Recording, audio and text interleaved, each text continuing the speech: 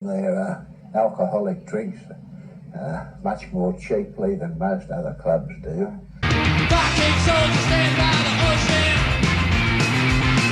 We have what we call a happy hour, which actually goes for 2 hours.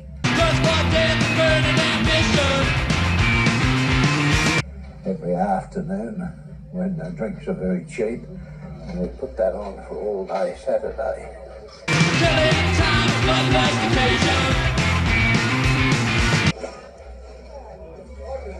For a meat tray, 270 blue ticket, 270 on a blue ticket.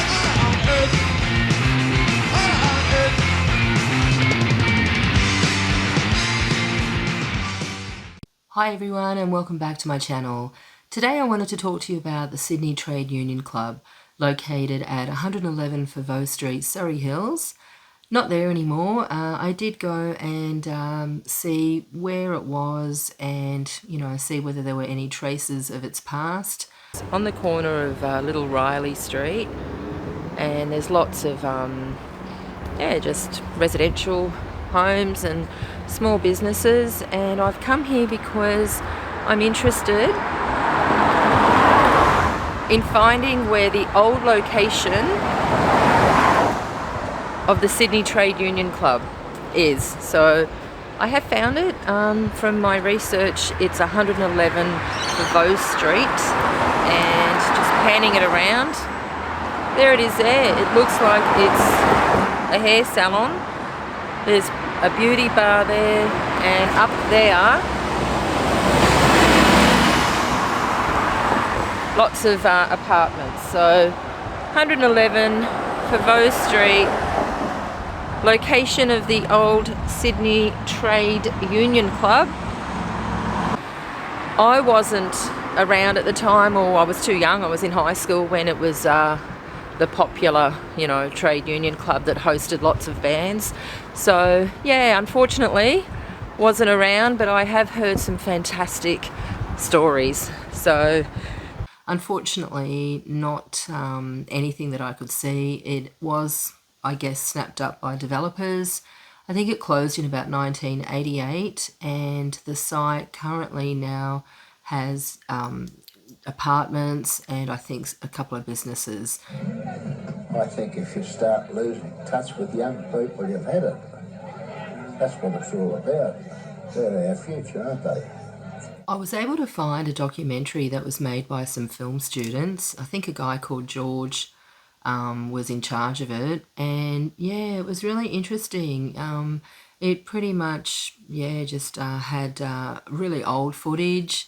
Check out the snippets. I think the Triffids might be seen in some of it, and it's really interesting. Now, I guess I wasn't really privileged enough to be part of that whole scene. I did read an article where Tex Perkins described that, everybody kind of went to the trades, as he called it. You got a badge. The top floor, as it was 3 levels, so the top floor was where the bands played. I think the middle floor was the cabaret section, and downstairs was where the heavy drinking took place and the pokies, and where everybody went after the other floors closed. And I think it was one of those late night venues up till 7 a.m. in the morning. I did trawl the Facebook sort of group dedicated to the Trade Union Club, and I read some articles and I tried to get some information on some of its past. I did read Tim Friedman from the Whitlands described seeing a band there. I think it was John Cale or someone, where he was motivated to buy an electric piano after seeing that as well. Ron Pino from Died Pretty and Damien Lovelock from Celibate Rifles apparently performed AC/DC's Long Way to the Top, which was pretty memorable for one punter. And there was, I think, also a scene where Ron Pino of Died Pretty was performing just in his jocks. So yeah, that would have been interesting. There were lots of acts that played there. There was a Sedition gig in 1983 and 84. Heaps and heaps of bands. I have included some images and pictures of people that I'd like to give credit to. The Dead Kennedys, I've got some pictures of those gigs, and that was from Leanne Ross, I believe.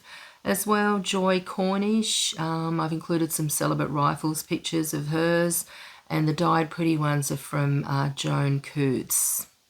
There's also a colourful character called Toby Zotes who, really just hung around during that time and went to all kinds of venues.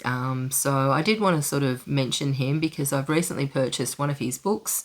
And he created a lot of art, posters and artwork, and was a huge fan of live music, so I'm really looking forward to reading that book. For a full list of the bands that played at the Sydney Trade Union Club, I have included a t-shirt that was made up. As well, I'll list down all the performers that played there. I may or may not, include all of them. Waterfront Records apparently put on a really good concert once in '86 where Mass Appeal, the Hard-Ons, the Happy Hate Me Nots, Rat Cat and the Trips played. As well, Stuart Koo reports on a concert by Triple J live at the Wireless where Hoodoo Gurus played with the Triffids. I guess notable bands that did play there include Died Pretty, Beasts of Bourbon, The Scientists, Spy vs. Spy, Candy Harlots, The Go-Betweens, X, The Hard-Ons, Ed Cooper, Happy Hate Me Nots, Velvet Underground's John Cale actually played there. The Violent Femmes played there. Nico, Painters and Dockers, the Triffids, the Angels played there as well. Spy vs. Spy, I think I've already said that. The Damned played there in 1987. Wet Taxis, Dave Graney, the Moodists, the Dead Kennedys.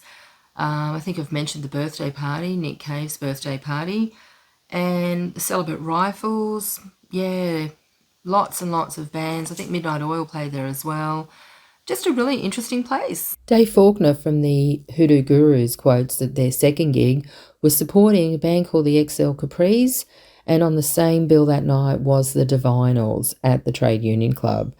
He stated that the Trade Union was a big league, for a band like them, and eventually they did become popular enough to headline there.